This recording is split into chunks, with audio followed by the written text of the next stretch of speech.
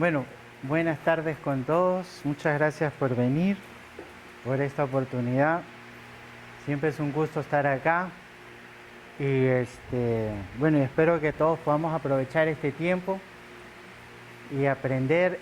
Yo he venido con algo que voy a compartir, pero siempre me gusta hacerlo ad hoc, conforme a las preguntas y problemas del público. Entonces, si me dejan seguir mi hilo de pensamiento y al final un poquito nos adaptamos a lo que hay acá, y si es que me entienden o no me entienden, me van avisando. Y nosotros hicimos aquí hace un año, creo que fue, no, pero la primera charla era sobre la optimización de la energía celular en la mitocondria. Y hablamos sobre el protocolo biofísico. Y esta es una segunda parte de esta charla. Entonces, si no han visto esa primera parte, la pueden ver en YouTube. Ustedes ponen cómo optimizar la energía celular. Y ahí hablamos del sol, del agua, de todo lo que no es comida, porque no todo es comida para tener energía. Pero hoy sí vamos a hablar de los alimentos para que podamos tener vitalidad, energía, fuerza y salud. Entonces, esta es una segunda parte, pero no se preocupen que todo lo que vamos a hablar hoy no necesitan la información previa, pero sería bueno que lo revisen porque no todo es alimentación. Como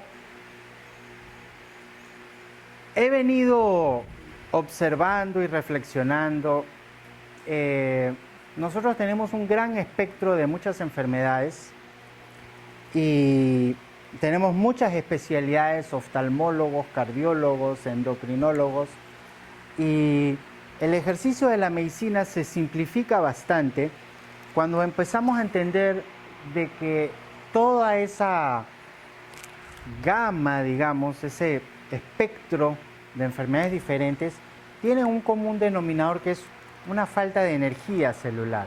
Entonces, cuando no hay energía, todo empieza a fallar, ¿ya? Entonces, la energía es una parte muy crítica para cualquier patología que vayamos a tener, y esto es un poco lo que vamos a hablar de ahora: cómo obtener energía celular, ¿ok?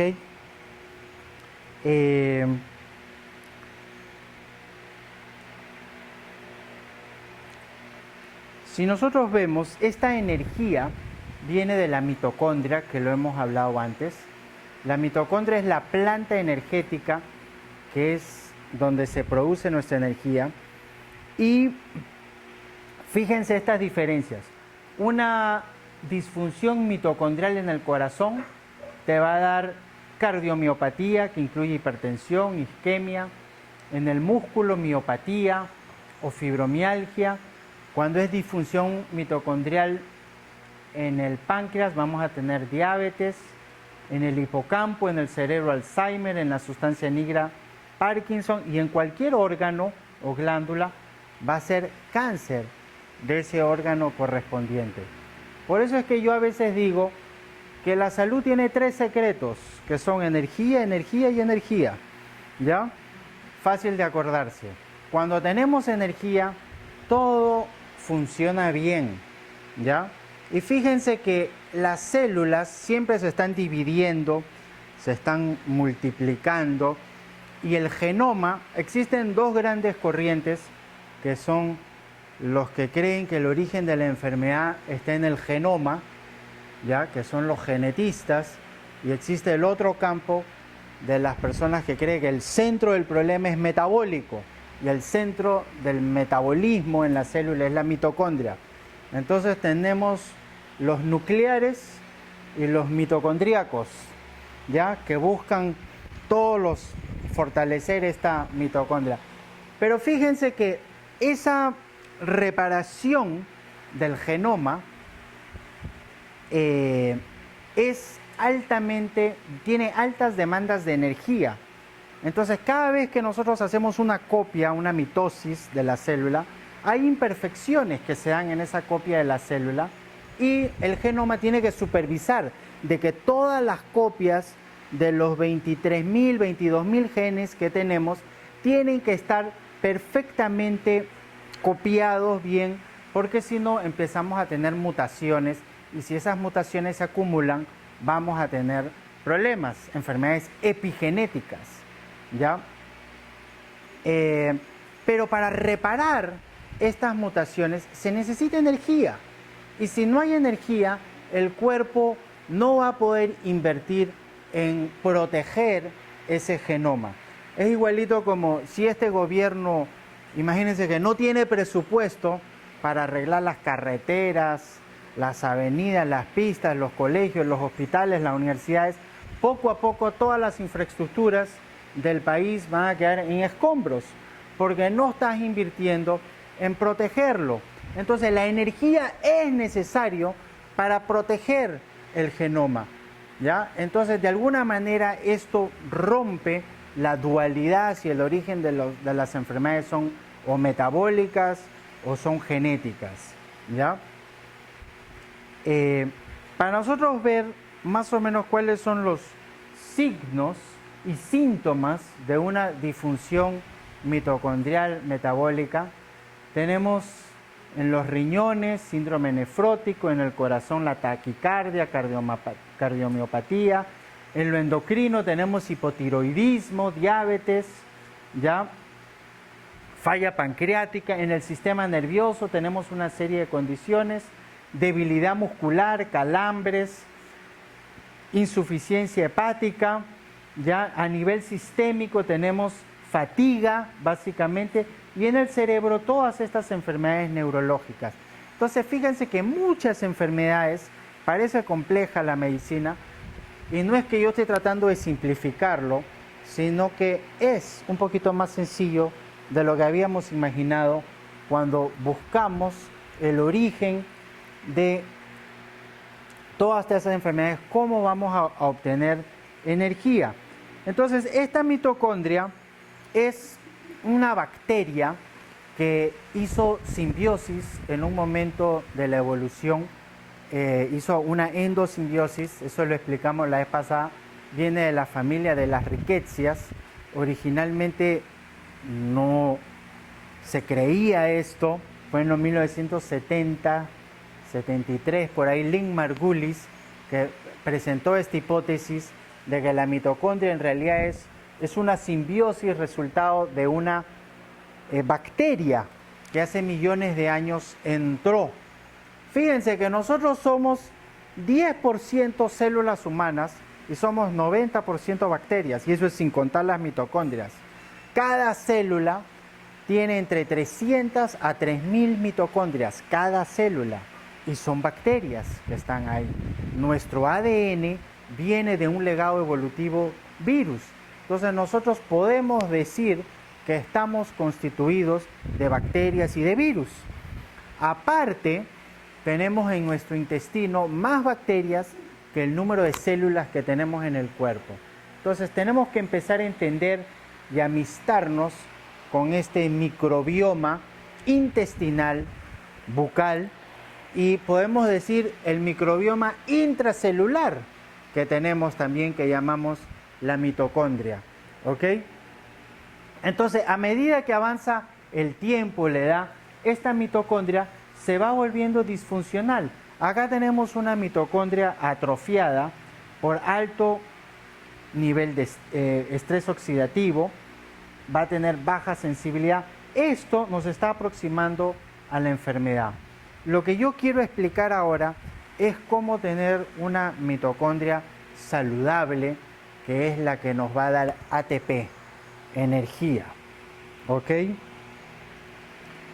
Algo muy interesante es que en el reino animal ha habido una endosimbiosis que son mitocondrias, y en el reino vegetal otras bacterias entraron a las plantas y formaron lo que se llama cloroplastos, ¿ya? Entonces el cloroplasto es también una bacteria evolutiva, o es un remanente evolutivo que entró en simbiosis con el reino vegetal.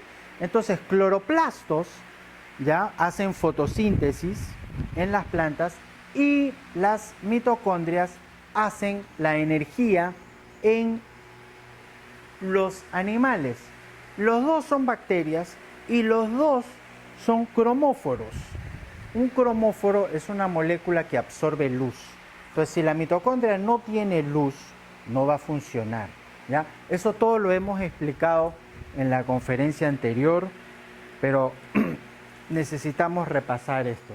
Entonces, cloroplastos van a usar fotosíntesis, mitocondria también necesita ultravioleta, necesita infrarrojo, también se tonifica grandemente con estas dos frecuencias de la luz.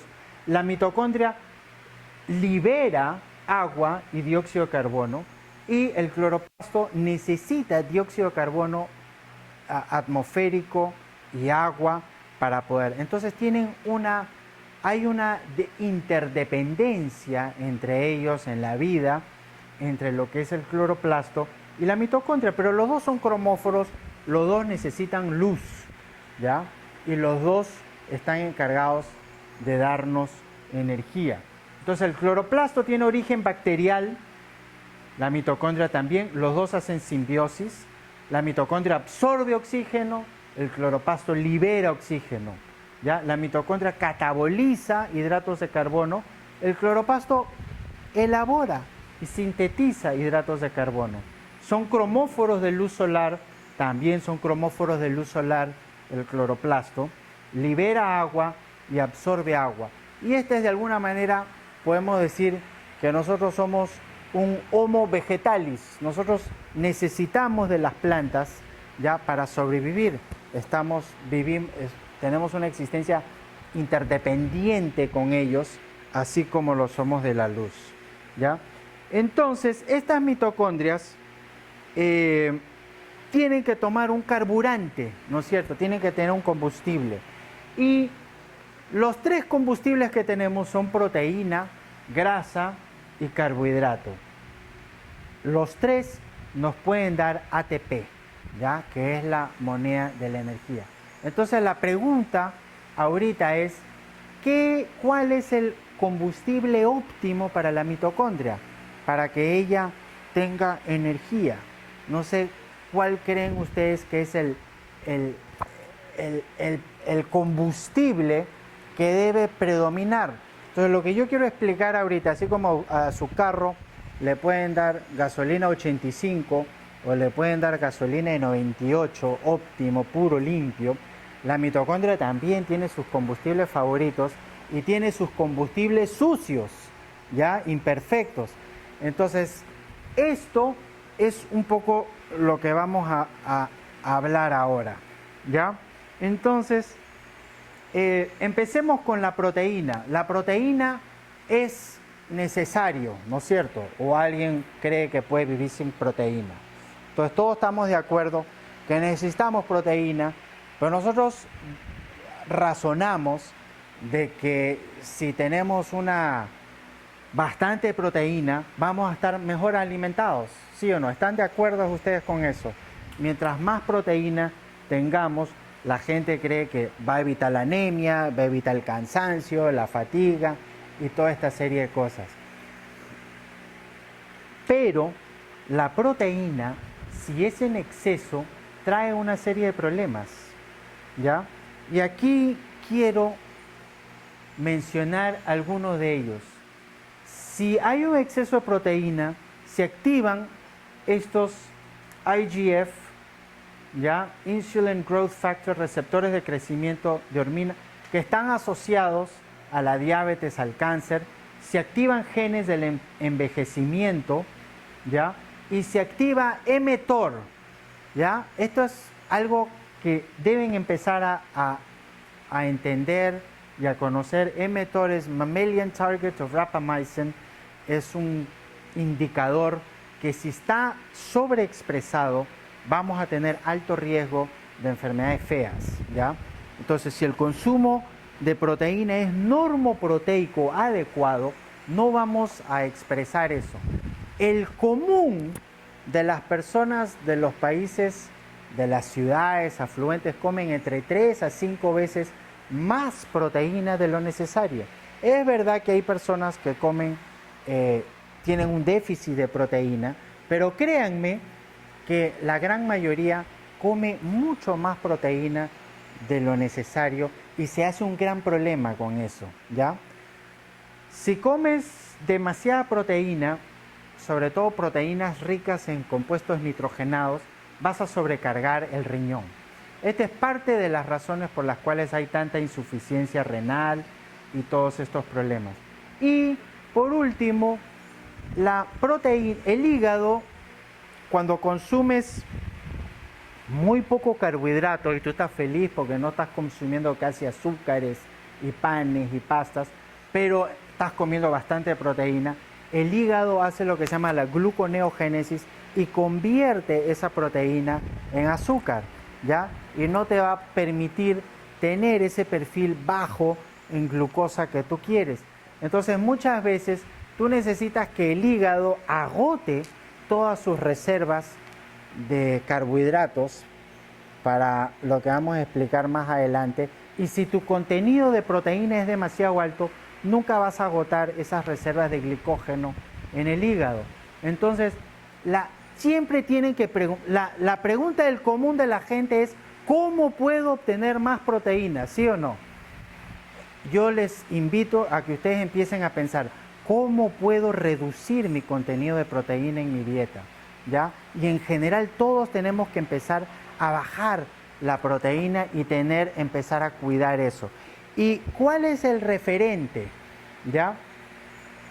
Lo que dice la OMS, lo que dice el Instituto de Medicina, hay variedad, hay diferencias de opinión. Originalmente se decía que necesitamos 1 gramo de proteína por kilo de peso, ¿ya? Entonces, si yo peso 80 kilos, son 80 gramos de proteína que necesito al día, no más.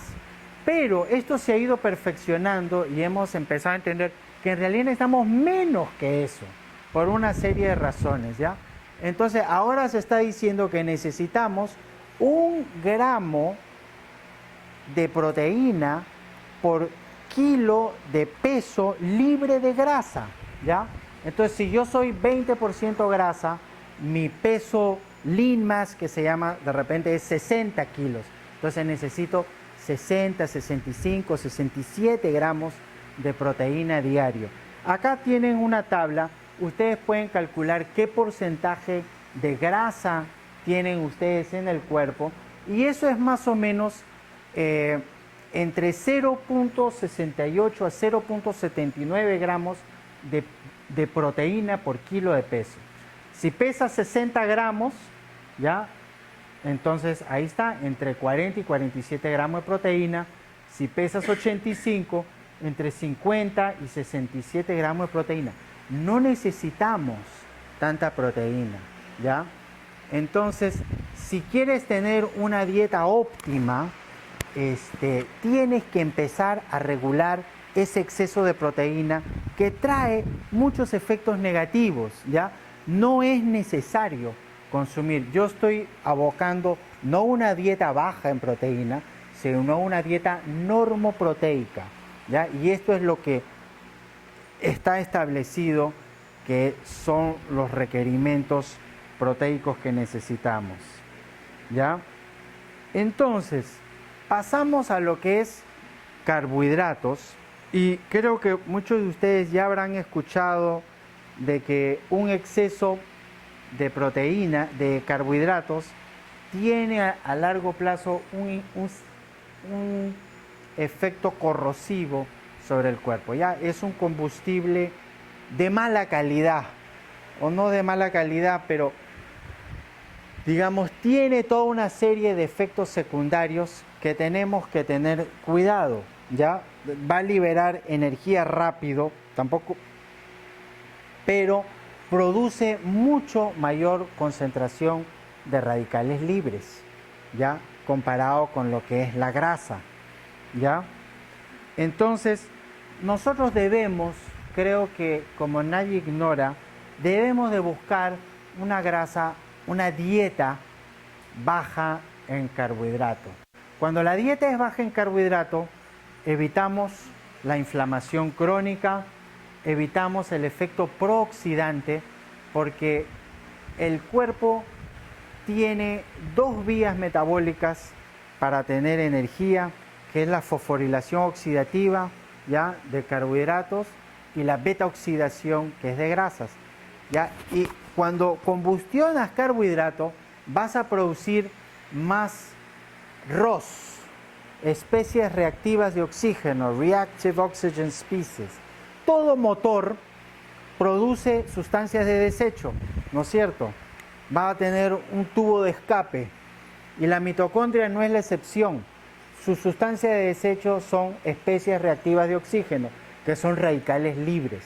Entonces nosotros, y esto es lo que está asociado a estrés oxidativo, envejecimiento, todas las enfermedades están asociadas de alguna manera u otra a esta acumulación de estrés oxidativo. El carbohidrato produce mucho más estrés oxidativo que la grasa, ¿ya?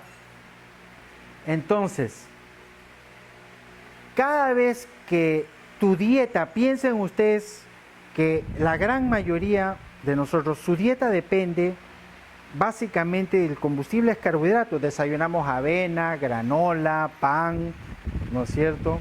Almorzamos arroz o tallarines o pasta, un sándwich en la tarde, y siempre estamos usando esta vía, y esto a lo largo va a traer, siempre está trayendo una carga de radicales libres alto, y va a empezar a atrofiar esta vía metabólica que es la fosforilación oxidativa, ¿ya?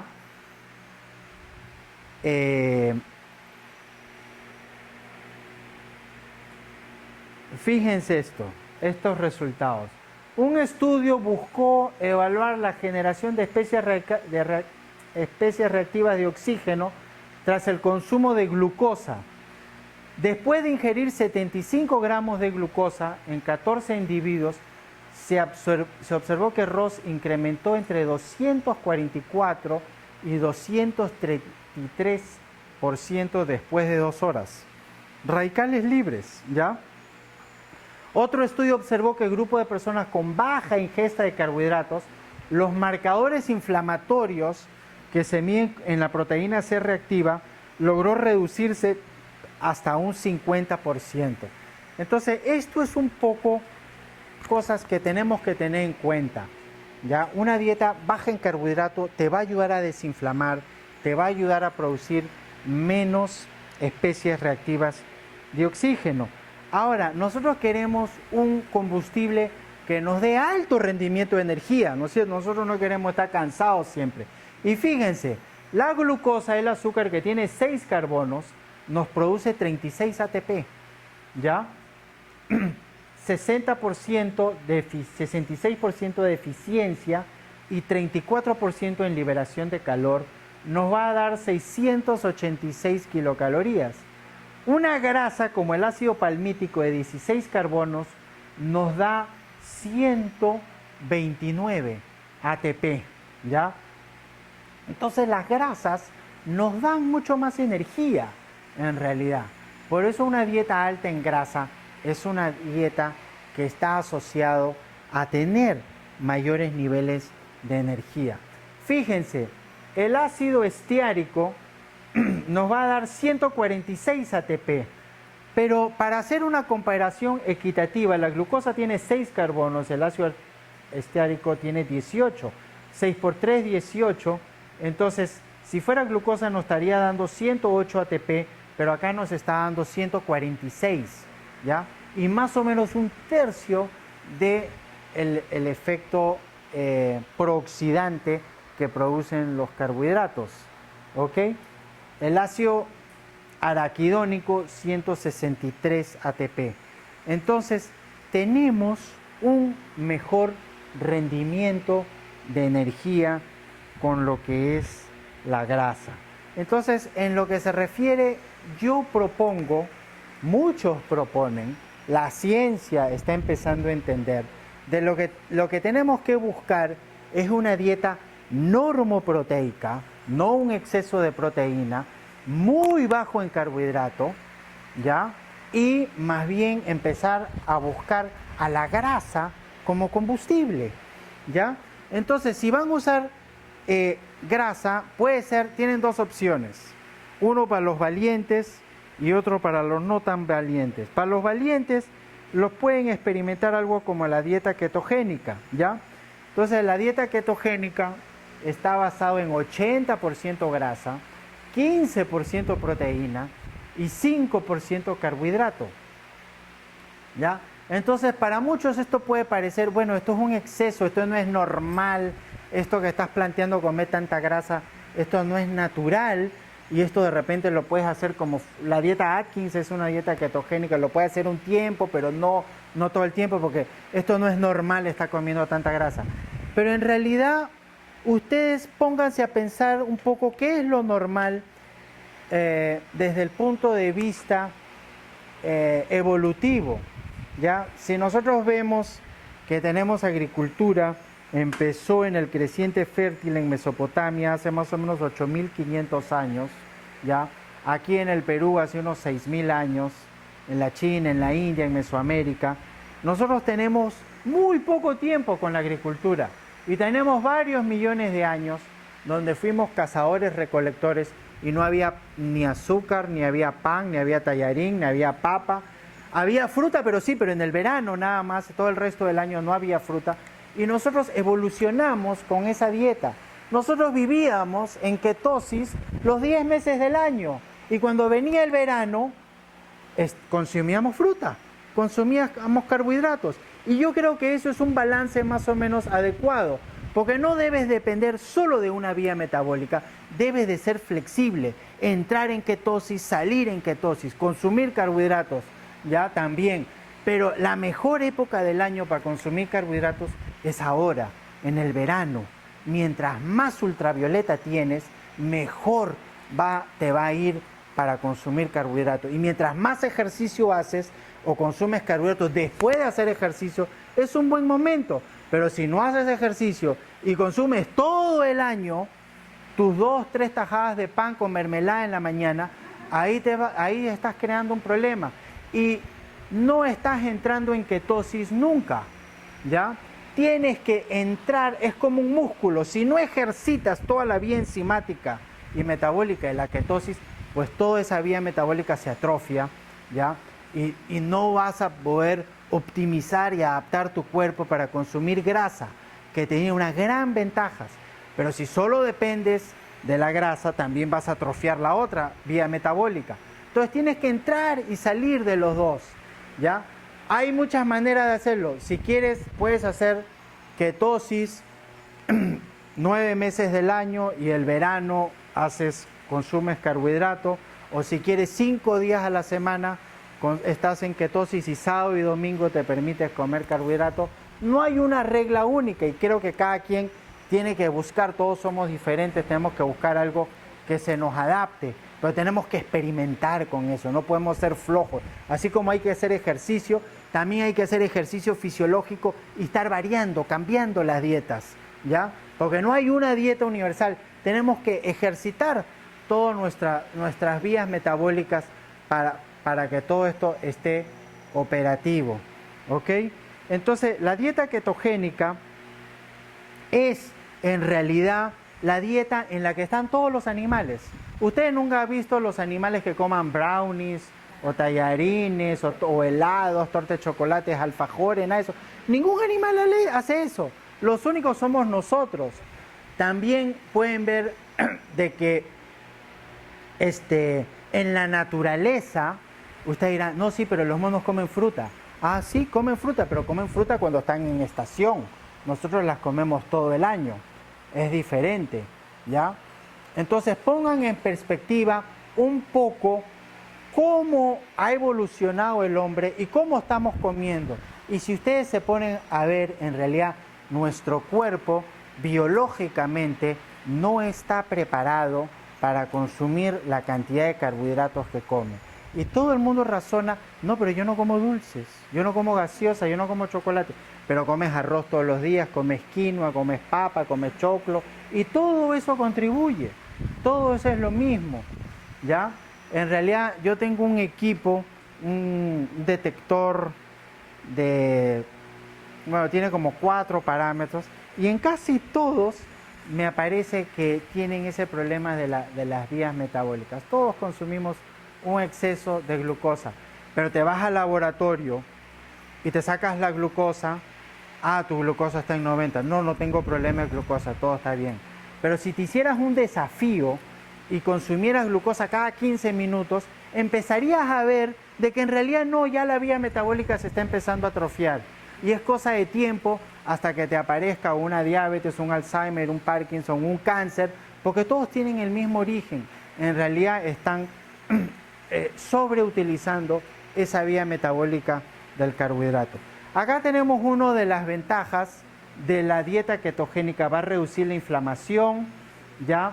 Va a promover la biogénesis de las mitocondrias. Nosotros tenemos que generar nuevas mitocondrias, ¿ya? Yo les he dicho que cada célula tiene entre 300, normal, pero hay órganos muy metabólicamente activos como el corazón o las neuronas que tienen 3.000 o hasta 5.000 mitocondrias por célula, ¿ya?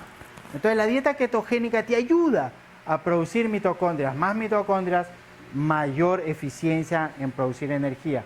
La dieta ketogénica te va a ayudar a producir más ATP, te va a reducir la producción de ROS, va a reducir la apoptosis y te aumenta la sensibilidad a la insulina y a la sensibilidad a la leptina. Cada vez que tú consumas algún tipo de carbohidrato, así sea un choclo, estás levantando la insulina, ¿ya? Y insulina crónicamente elevada, de repente tu glucosa no se eleva. Incluso cuando estás en dieta ketogénica, tu glucosa no se va a mover casi, va a bajar casi nada. Pero lo que sí va a bajar grandemente es tu insulina. Y ese marcador es muy importante que lo tengan en cuenta. Lo pueden medir, la insulina en ayunas, ¿ya? Entonces, acá pueden ver un poco un cuadro comparativo cuando usas un combustible como carbohidrato o usas un combustible como grasa, ¿ya? La grasa reduce el estrés oxidativo, mayor rendimiento energético, reduce el riesgo de neurodegeneración, tiene un efecto antiinflamatorio, tiene un efecto antioxidante y las cetonas, que es lo que estamos buscando producir, promueven en 30% la circulación sanguínea, ¿ya? Y son antioxidantes. Entonces, como ven, hay muchas ventajas que tiene la grasa como combustible. Es un carburante mucho más limpio, ¿ok?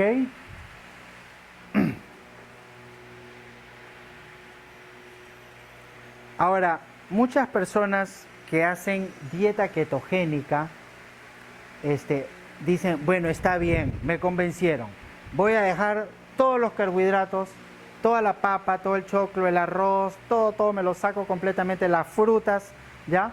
Y entonces dicen, bueno, voy a comer proteína y voy a comer grasa. Y se comen un buen pedazo de pescado y se comen palta y hacen su dieta 50% proteína y 50% grasa.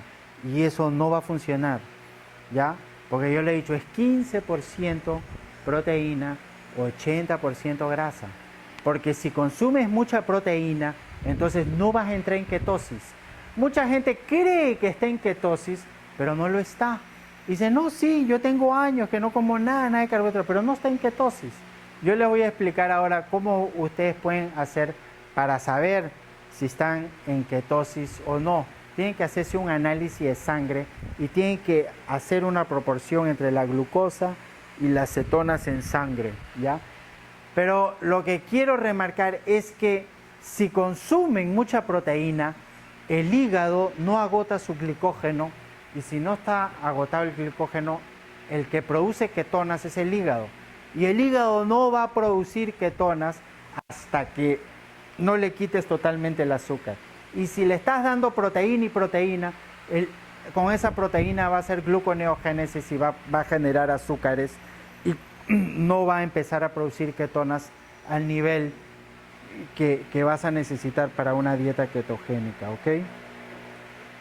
Entonces, el segundo error es que muchas personas creen que están en cetosis, pero no lo están. Entonces, hay varios marcadores. Nosotros en el consultorio lo hacemos a muchos pacientes, les sacamos una gotita de sangre y medimos su glucosa y medimos las ketonas. Divides la glucosa entre 18 para que esté en milimolar, ¿ya? Y este rango, este es el índice glucosa-ketona. Divides, la glucosa tiene que ir bajando y las cetonas tienen que ir subiendo, ¿ya? Entonces, este rango me tiene que dar entre 0.7 y máximo 4, ¿ya? El común de las personas está en 30, 40, ¿ya? Vivimos con ese índice. Pero cuando está de 4 para abajo, se considera que estás en cetosis. Esta dieta es muy buena para personas que tienen cáncer. Es excelente para personas que tienen Alzheimer, para personas que tienen diabetes, para personas que tienen Parkinson, ¿ya? Entonces, las células sanas, yo le he dicho, tienen dos opciones: o consumen carbohidrato o consumen grasa, ya, beta oxidación y fosforilación oxidativa. Pero los cangrejitos, ellos solo pueden hacer glicólisis, que es fermentación anaeróbica, nada más. Ellos no pueden usar grasa, ¿ya?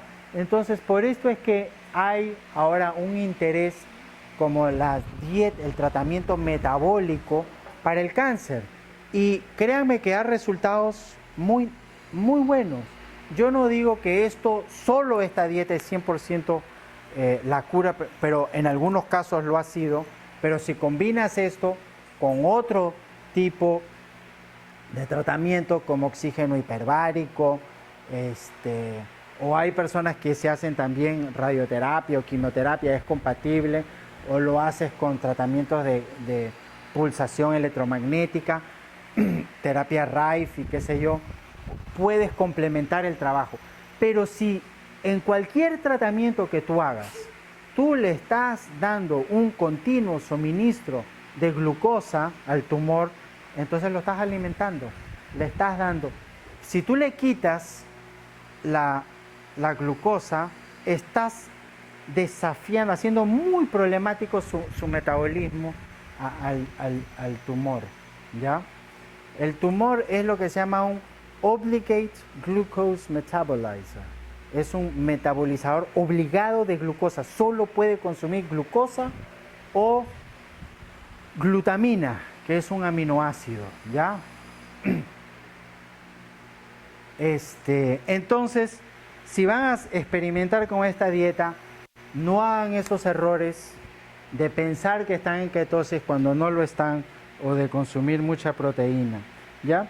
Entonces, acá están todo el espectro de algunas enfermedades que se pueden tratar, neurológicas, tratadas con dieta ketogénica. La epilepsia, ¿ya? En realidad, el interés, las primeras dietas ketogénicas fueron descubiertas antes de que existieran los fármacos. A los niños los ponían en dietas ketogénicas y veían que controlaban las convulsiones. En realidad, antes que eso, a los niños epilépticos o a los adultos epilépticos le decían un ayuno de agua 7 días y le paraban las convulsiones, porque en 7 días tú estás en ketosis, porque estás obligando a tu hígado a producir ketonas. Entonces después les hacían comer otra vez y empezaban a convulsionar, pero en vez de 5 o 6 veces al día, 1 o 2 veces al día. Pasaba una semana, le decían otra vez un ayuno de agua de 7 días, y durante 6 meses, poco a poco, los iban habituando y veían que podían controlar eso. Porque el cerebro tiene, las neuronas tienen esa opción de usar o ketonas o glucosa. Y cuando consumes ketonas, disminuye el glutamato en el cerebro y aumenta el GABA, y el GABA es anticonvulsionante, así se entiende esto. Pero después se vio que se puede entrar en ketosis sin tener que hacer ayunos, eliminando el carbohidrato, consumiendo proteína y grasas, estás en el mismo estado. Entonces, en realidad, piénsenlo, el estado de ketosis es el mismo estado de la hambruna y del ayuno total, pero sin hambre, ¿ya? Entonces, estás asemejándote fisiológicamente a eso. ¿ya? Sin tener ese hambre. Entonces, el Alzheimer también va a ayudar. En Parkinson está claramente, si ustedes preguntan a cualquier persona que tiene Alzheimer, pregúntale cómo fue su dieta, siempre van a ver que fueron personas que tuvieron mucha debilidad por los dulces, ¿ya? Comían muchos alfajores, brownies, gaseosas, frutas, ¿ya? Muchas enfermedades neurodegenerativas está ese común denominador. No podemos decir que es el 100% el causal, pero por lo general está esa variable. Han abusado del azúcar durante mucho tiempo, ¿ok? Y han atrofiado las mitocondrias. Entonces las mitocondrias atrofiadas ya no producen energía y están cansados, ¿ya? Bueno, ahí tienen todo el espectro de condiciones que se puedan tratar. Voy a tomarme un poquito de combustible. Al final de la charla les digo, comparto qué es esto, pero es pura grasa. Esto. Pero si está atrofiada, tienes que sacarla. Y ahorita te voy a decir cómo la sacas. ¿Ya? Tienes que eliminarla. Las mitocondrias que están rascuaches, mal así, tienes que, por favor, tienes que dar lugar a que se regenere toda la célula. Vamos, déjame correr. Después yo voy a contestar todas las preguntas, pero si me cortan el hilo, entonces vamos a salir perdiendo. Entonces, quiero introducir aquí el butirato, que es quizá uno de los mejores combustibles que le podemos dar a la mitocondria. Esta es la gasolina del 98 que todos necesitamos para tener el máximo rendimiento y es limpio, lo más limpio que podamos tener. No te va a producir mucho hollín, ya sustancia de desecho y te va a dar energía. Entonces es una grasa saturada que es óptima para la mitocondria y lo producen las bacterias del intestino, ¿ya? Entonces, ¿cómo podemos hacer que estos comensales nuestros en el intestino empiecen a producir butirato? Esa es la pregunta. Todos estos son los beneficios del butirato. Incrementan actividad mitocondrial, tienen efecto antitumoral, es la principal fuente de combustible del colon, es un marcado efecto antiinflamatorio, ya previene toxinas, endotoxemias, DLPS que suceden cuando hay un intestino permeable y salen estas endotoxinas del colon, reducen el apetito, ¿ya? Esto es una cosa que pueden ver. Cuando ustedes empiezan a transitar su cuerpo a que sea un carburante de grasa, van a tener menos hambre. Si el combustible principal es carbohidrato, tienes que comer cada 3, 4 horas, ya estás con hambre. Ya no puedes porque estás con hambre, porque la glucosa es así, te da energía, pero rápido cae la insulina, levanta la insulina, cae la glucosa y pronto vas a tener que... Cuando consumes grasa, no estás con tanto hambre y puedes sostener largos tiempos sin comer, ¿ya? Y de hecho, eso es lo que se recomienda. Vamos a explicar eso ahora, ¿ya? Entonces el butirato nutre el cerebro, es bueno para la ansiedad, la depresión, protege el hígado y tiene un efecto antibiótico contra todas estas bacterias gram negativo. Entonces, acá tenemos las fuentes de las bacterias intestinales. Necesitan fibra para producir este butirato. Y acá tenemos algunas fuentes de fibras que son buenas: la zanahoria, la pectina de cítricos, la pectina de la maracuyá, de la toronja, el plátano verde es excelente, es un almidón resistente, la cebolla, el espárrago, los arabinogalactanos que están en la fracción acuosa de la cúrcuma, ¿ya? Y la inulina, el chocolo bebé, el ajo, el espárrago, todo eso son fuentes en las que las bacterias intestinales van a poderlo digerir. Entonces, una receta que ustedes pueden hacer para que produzcan esto: ustedes agarren 2 paltas, las aplastan bien, ya le ponen aceite de oliva, sal, le pueden poner perejil, orégano, le pueden poner pimienta cayena, le pueden poner cebolla también picadita, y agarran unas tajadas de zanahoria o de beterraga o de apio y se comen las 2 paltas con eso, ¿ya? Yo durante un buen tiempo hice que eso era solo mi desayuno, ¿ya? Y eso es pura fibra intestinal que te va a dar una enorme cantidad de butirato. No necesitas comer pan, avena ni otras cosas, ¿ya? Porque con esto estás produciendo bastante fibra intestinal y estás consumiendo buena grasa, obviamente, ¿ya? Entonces, lo otro que quiero hablar es cuando consumes, empiezas a amistarte con la grasa.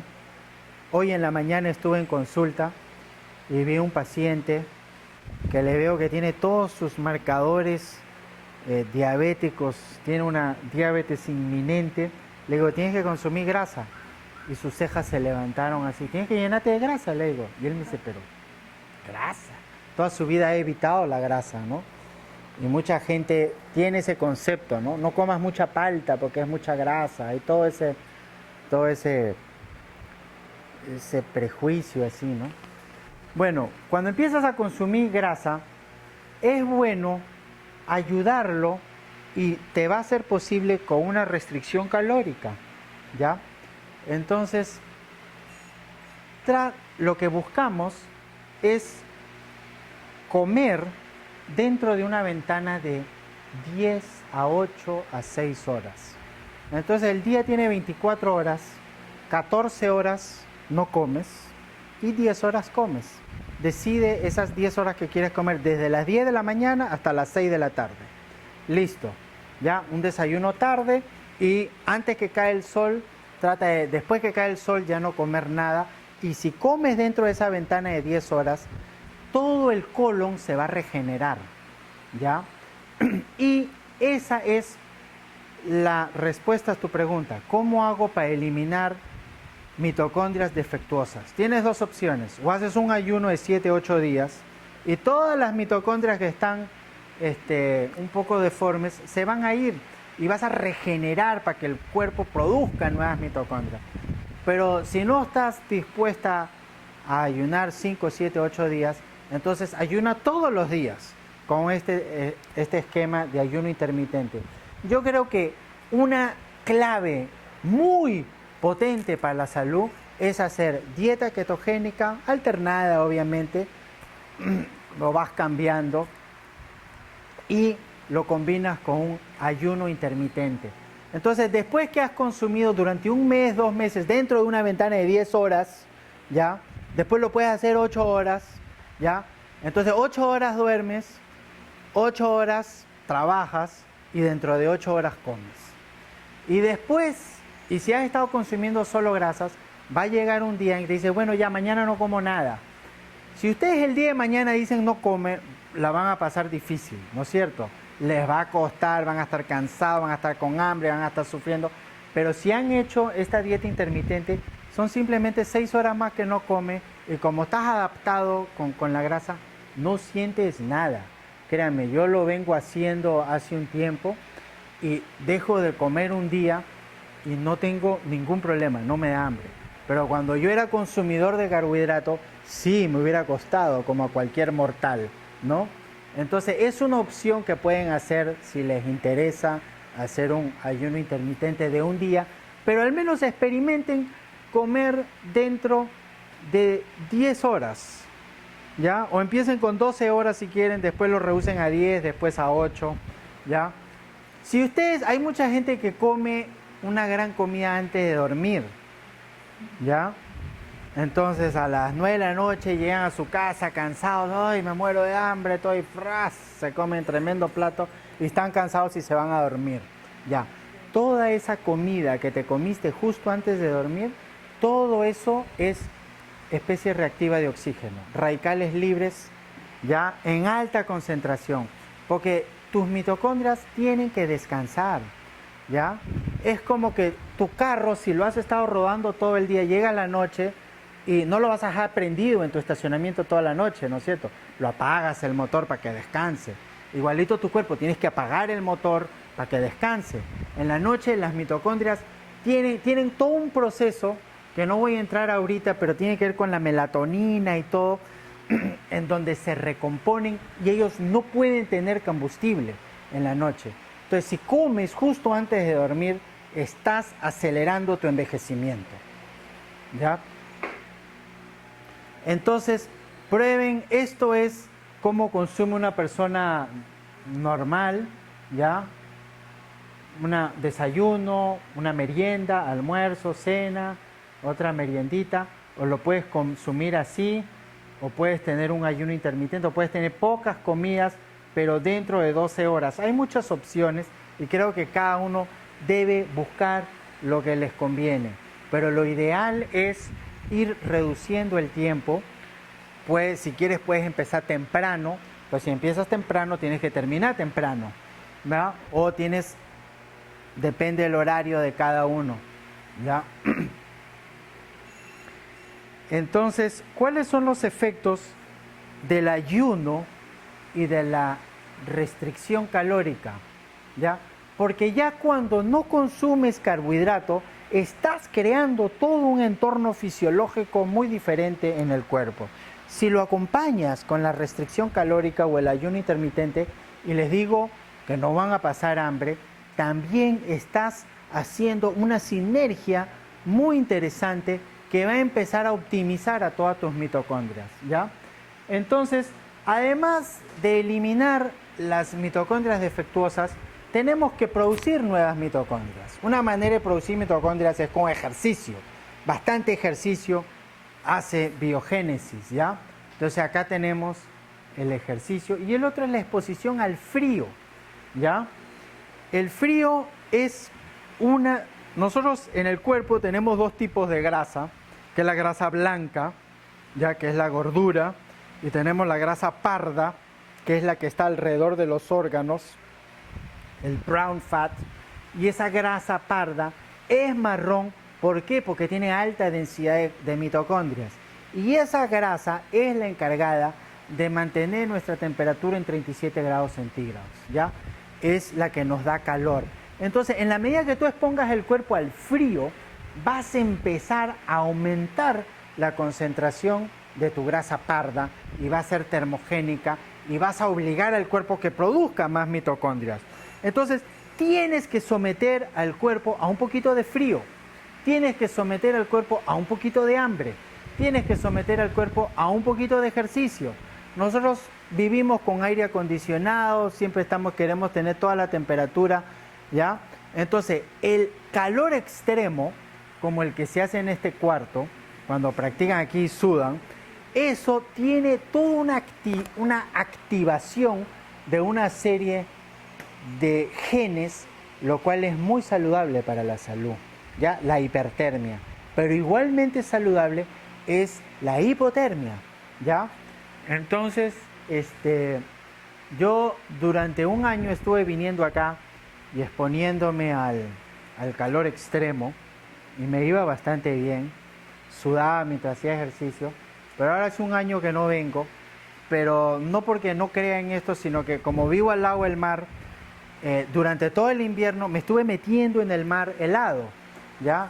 Practicando la termogénesis fría y hacía ejercicio porque yo quiero ahora sol, no quiero luz artificial y quiero tocar la tierra natural, ¿ya? Y entonces, después de hacer ejercicio, me meto en el agua helada durante 15 minutos y yo les puedo decir que no hay nada que yo haya conocido que me haya dado tanta energía como eso.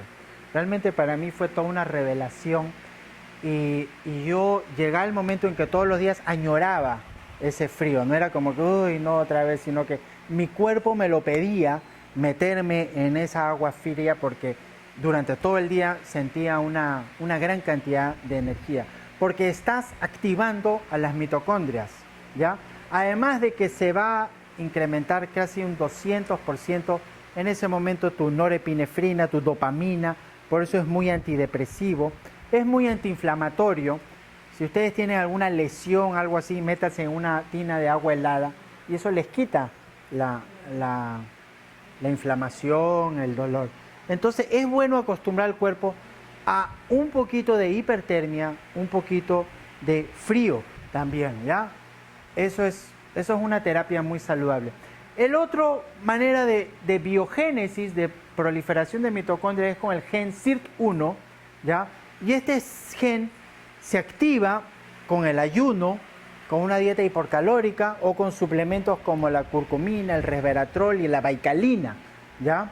Esos son grandes activadores, por eso es que el resveratrol es un polifenol que está asociado a la longevidad, ¿ya? Porque activa ese gen SIRT1 del 1. ¿Y ustedes saben cuál es el gran inhibidor de este gen SIRT1 con el cual no se va a expresar nunca?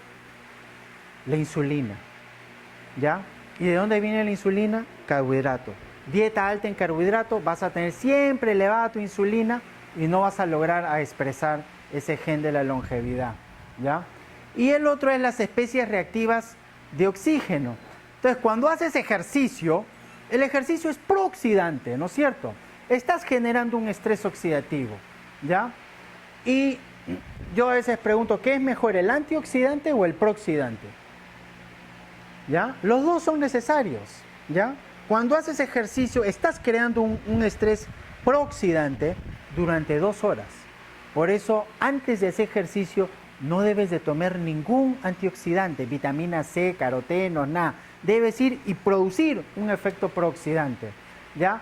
El cuerpo es un efecto de hormesis que se llama. El cuerpo dice, oye, acá hay un estrés oxidativo, esto nos está dañando, y las células van a activar una serie de genes que son antioxidantes. Entonces, 2 horas después de haber hecho ejercicio, hay un profundo efecto antiinflamatorio en todo el cuerpo. Pero tú quieres que en esas 2 horas no quieres consumir antioxidante, porque tú quieres, buscas y deseas y anhelas y aspiras a ese efecto prooxidante que te da el deporte. Es un pequeño, esas especies reactivas de oxígeno son importantes, son corrosivas y todo eso, como os he explicado en exceso, pero un poquito estimula el cuerpo, estimula la biogénesis, estimula un efecto antioxidante cuando es un poquito de ejercicio, ¿ok? La baicalina es un gran polifenol que yo uso mucho en clínica, que es un gran activador de mitocondrias, y el resveratrol, que ya lo he explicado, ¿no? Entonces, dentro del universo microbiológico de las mitocondrias, existen 2 modalidades. La fusión, en la que 2 mitocondrias se unen, 2 mitocondrias chiquitas se unen y se fusionan y generan una más grande, o una mitocondria se divide y genera 2 mitocondrias chiquitas. ¿Cuál creen ustedes que es mejor? ¿La fusión o la fisión? La fisión, ¿ya? Entonces, cuando la mitocondria se divide, normalmente se divide en una en donde está llena de defectos y tiene la señal de apoptosis para que el cuerpo la elimine. Y es una manera de purificarse, ¿ya? La fisión. La fusión es, no se entiende bien, pero la célula va a producir mucho mejor energía.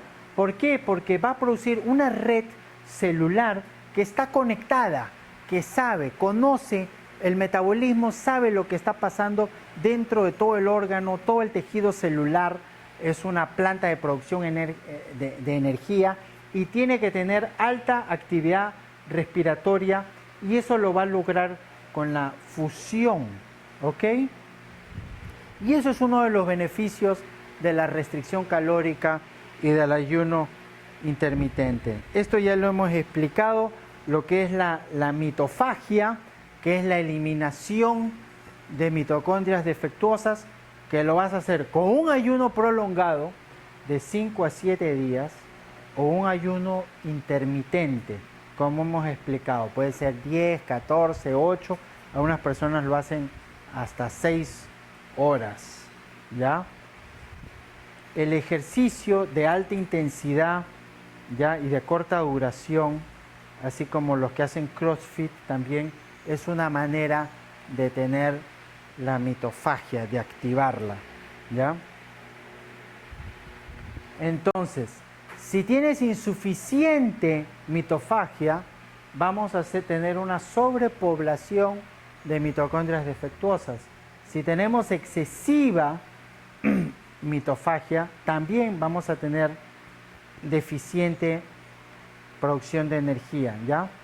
Esto lo vamos a ver fibromialgia. Esto es lo que nosotros tenemos que buscar. Tenemos que estar renovando, eliminando las mitocondrias que no funcionen y ayudando a biogénesis de óptimas y sanos motores celulares, ¿ya? Esto es lo que ya hemos explicado. Una pequeña dosis de estrés oxidativo resulta ser muy sanador para la célula, ¿ya?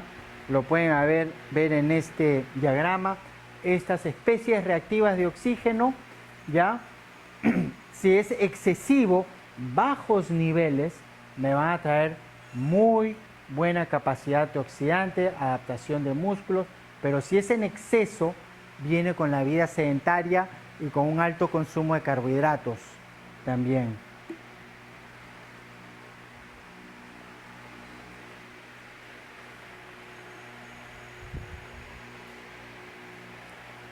Y ahora sí, vamos a hablar de alimentos que ustedes pueden suplementar para ayudar a la mitocondria, que forman parte de mi protocolo mitocondrial.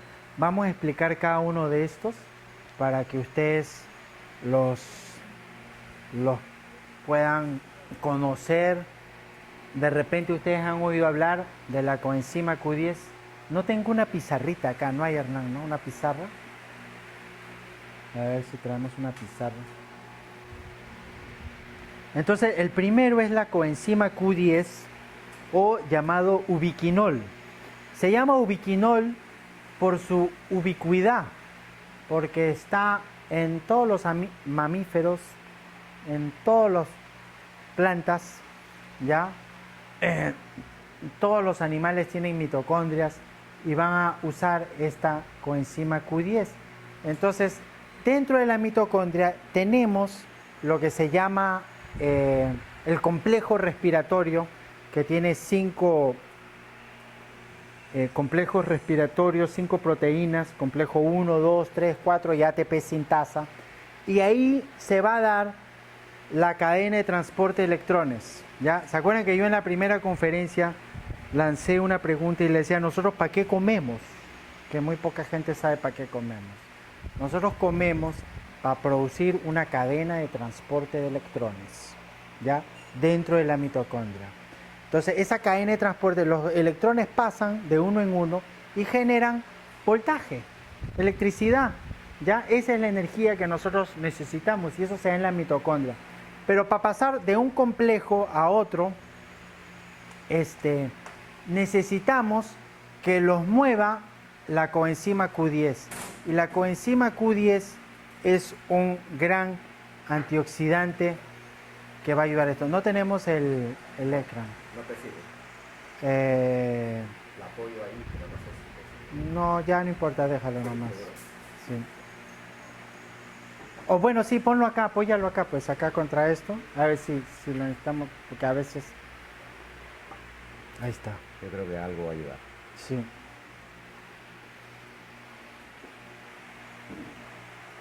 Ahí está. Entonces, vamos a dibujar esto. Dentro de la mitocondria tenemos esto.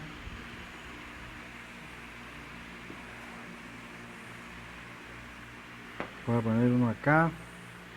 Este es el complejo 1, el 2, el 3, el 4. Y este más larguito de acá, que tiene 2 partes, se llama ATP sintasa. ¿Ya? Entonces, entre estas proteínas hay una membrana, ¿ya?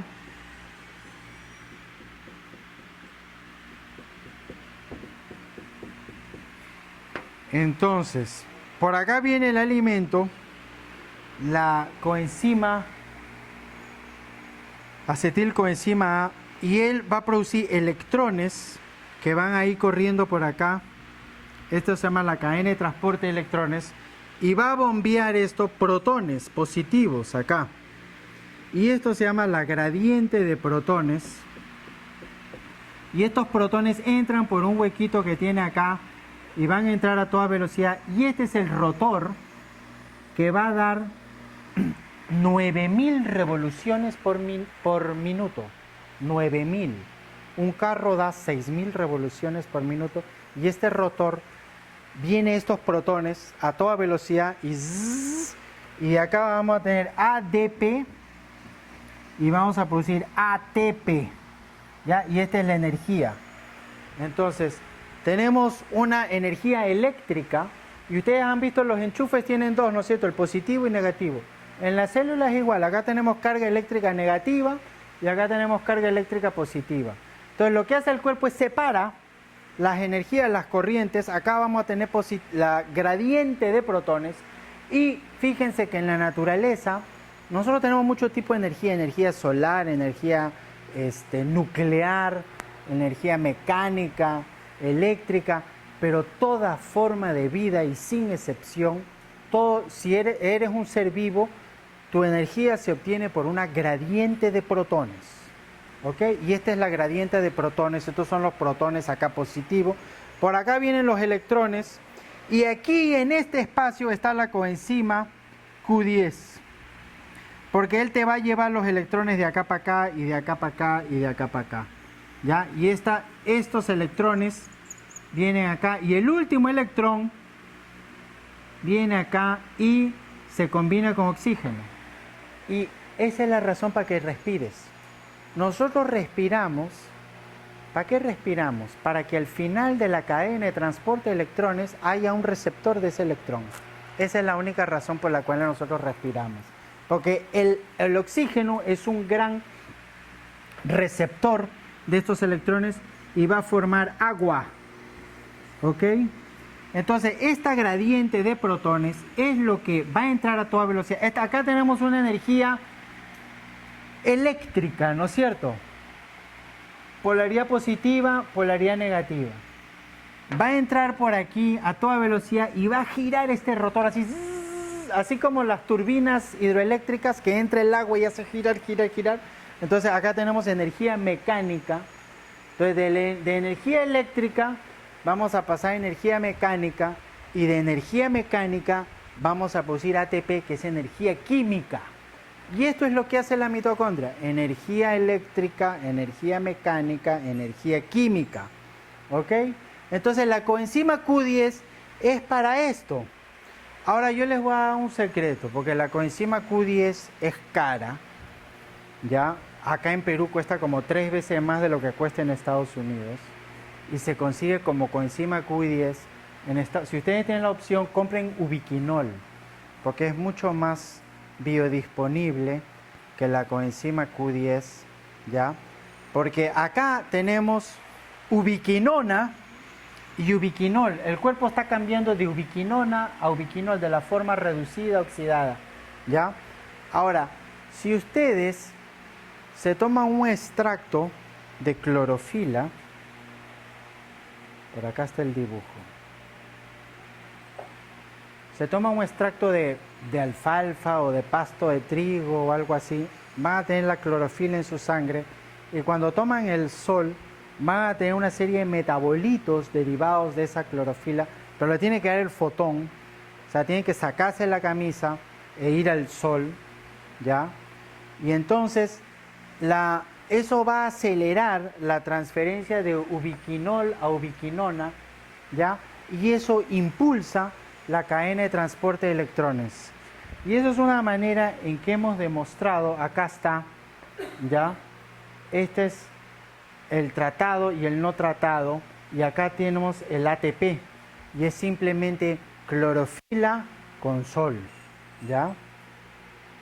Entonces, tomar hojas verdes, extractos de hojas verdes, y exponerse al sol es una manera de optimizar esta coenzima Q10, ¿ya?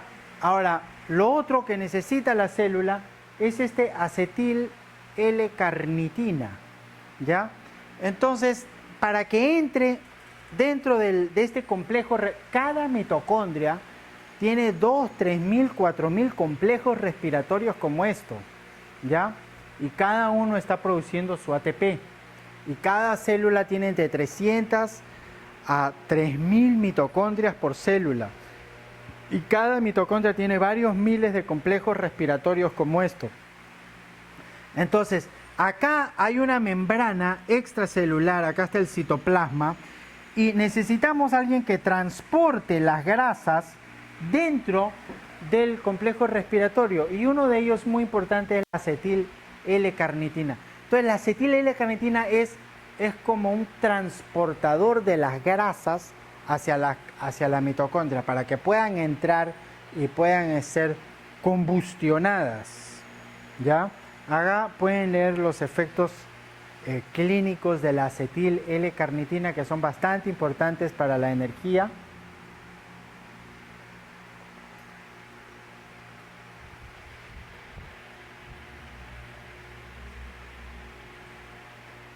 Las dosis, 1000 miligramos diario o 500 miligramos 2 veces por día.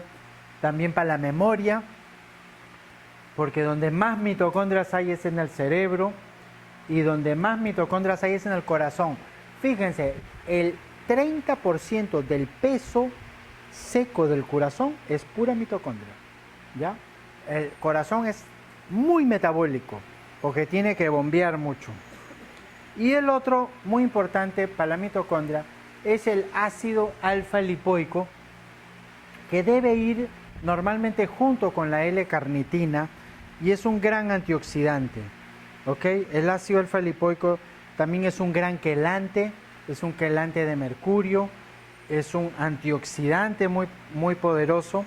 Y normalmente los antioxidantes son o liposolubles o hidrosolubles, pero el ácido alfa-lipoico es doble, es liposoluble e hidrosoluble. ¿Ok? Es un gran protector mitocondrial. Acá tiene sus beneficios, reduce la inflamación, es muy bueno para diabéticos, para los diabéticos que tienen problemas de glicación, nefropatía diabética o retinopatía diabética. Retinopatía diabética ayuda a controlar eso. Ya incrementa el glutatión intracelular y mitocondrial, incrementa la sensibilidad a insulina, reduce complicaciones diabéticas y es quelante de metales, sobre todo mercurio. ¿Ya? Entonces, toda célula necesita tener antioxidantes. ¿Ya? Y lo que se recomienda, si una persona que tiene fatiga crónica, entonces que tiene que hacer la primera parte de esta conferencia, que no la voy a repetir, pero si tiene que tomar alimentos, yo les recomendaría que tome ácido alfa-lipoico 300 miligramos 3 veces por día, ya, para optimizar a la mitocondria. Y el otro es el NAC o N-acetilcisteína. Es un... Ajá. ¿Perdón?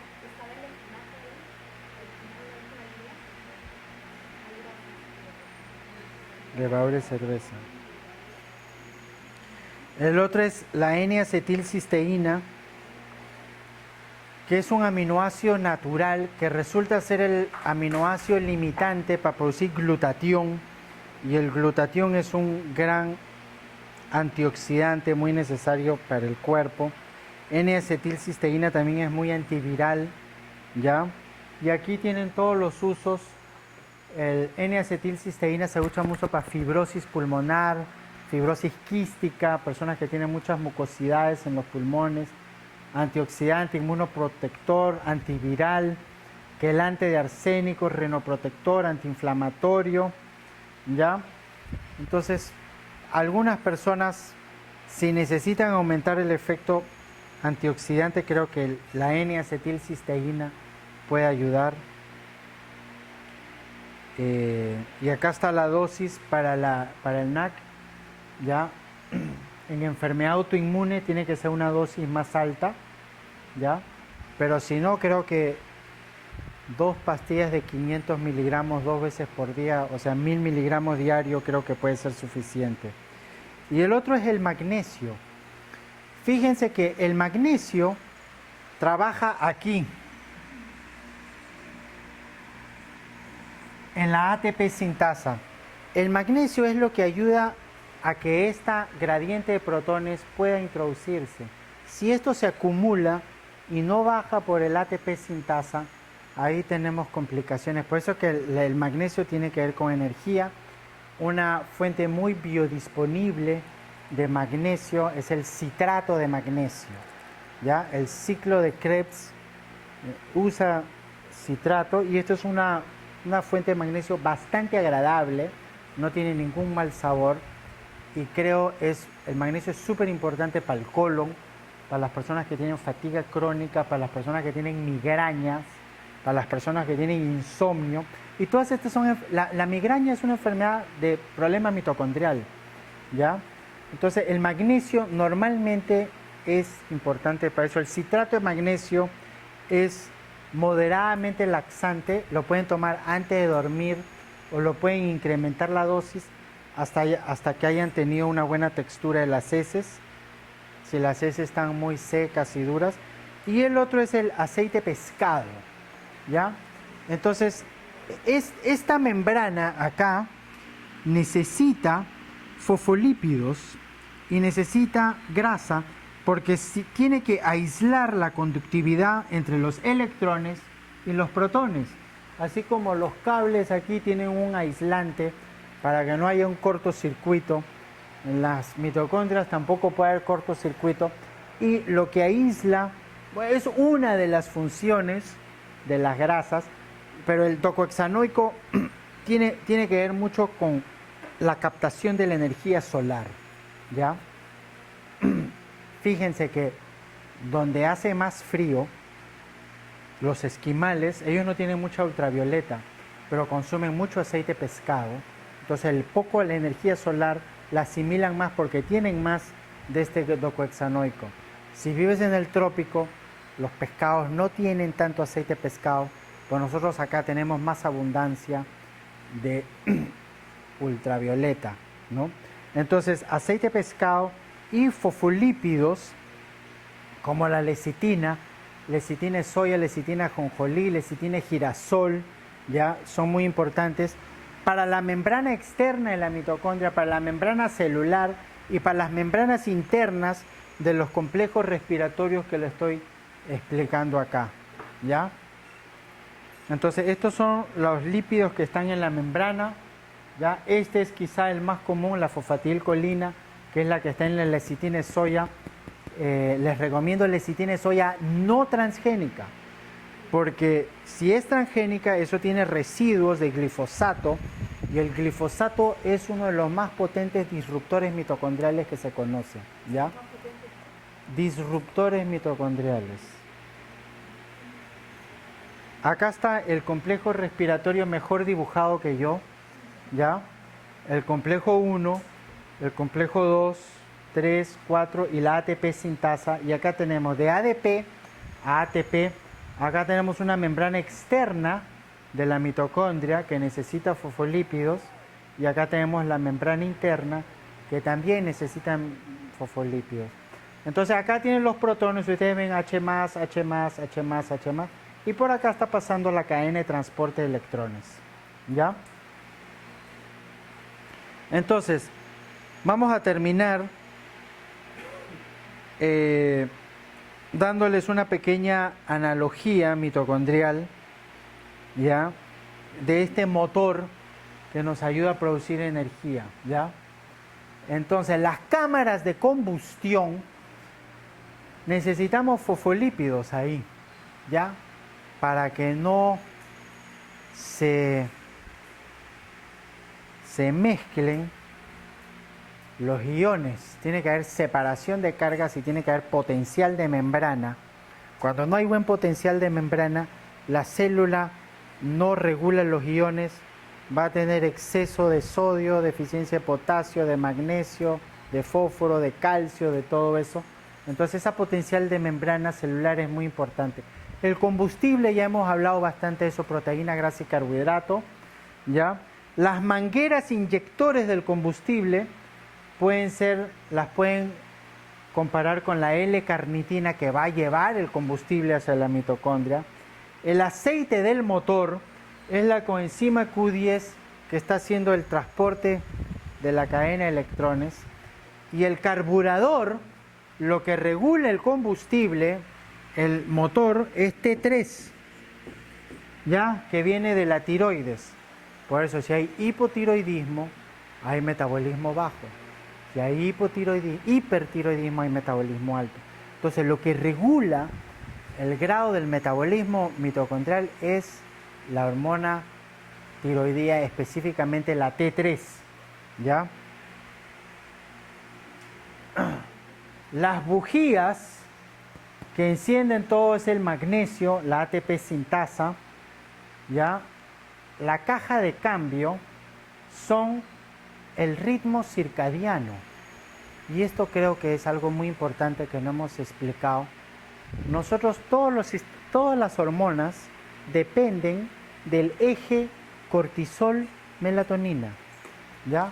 La melatonina depende de la noche, el cortisol depende de día. Si ustedes trabajan de noche y duermen de día, tienen el ritmo circadiano alterado. Su cuerpo es como si viviera acá, pero están como en otro uso horario de otro país. Si el ritmo circadiano está alterado, todo está alterado y nada funciona, ¿ya? Entonces, es muy importante no recibir luz de noche, ¿ya? Es tener luces prendidas hasta las 2 de la mañana, todo eso va a alterar tu melatonina. Si la melatonina está alterada, la mitocondria va a empezar a fallar, ¿ya? Fíjense cómo es la naturaleza. Ahorita, 6:30, ya está cayendo sol, ya es oscuro, no es recibir luz después, ¿ya? En la mañana sale el sol, entre 7 y 9 de la mañana tienes que mirar el sol, te tiene que dar el sol en la cara, ¿ya? Eso es muy importante, que recibas sol en la mañana para ajustar tu ritmo circadiano. El ácido alfa lipoico son dos grandes antioxidantes como filtro de aceite y de aire que te van a limpiar contra toda esa acumulación de radicales libres, ¿ya?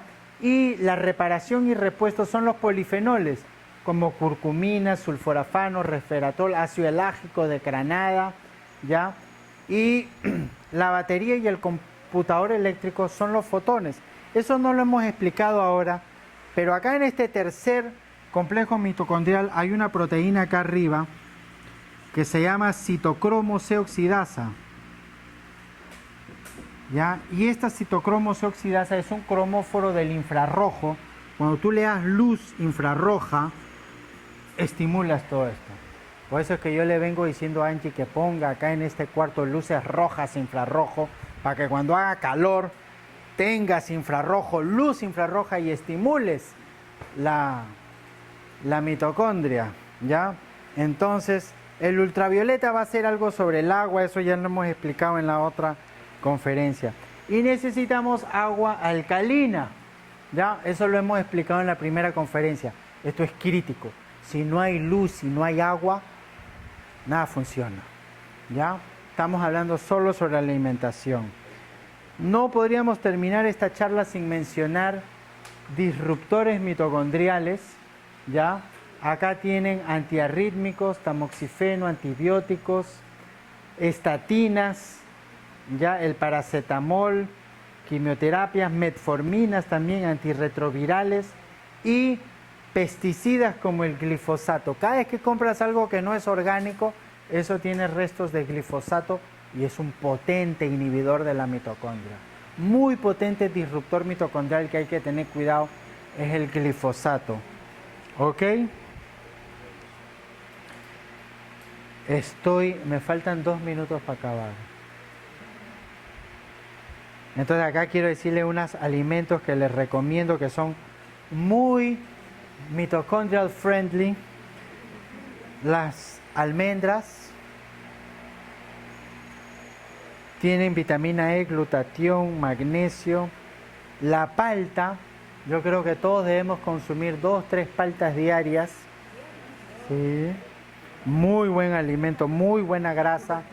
Ya tiene la misma grasa que el aceite de oliva, el oleico, ya muy bueno para producir glutatión.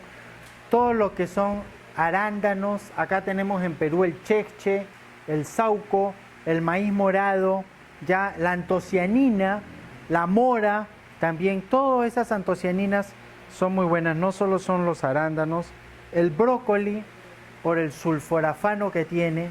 El sulforafano es prooxidante y hace que la célula tenga un potente efecto antioxidante, ¿ya? Creo que va a activar NRF2. Un día vamos a hacer una charla solo sobre NRF2, que es muy interesante eso. Otro gran alimento para la mitocondria es el aceite de coco, ¿ya?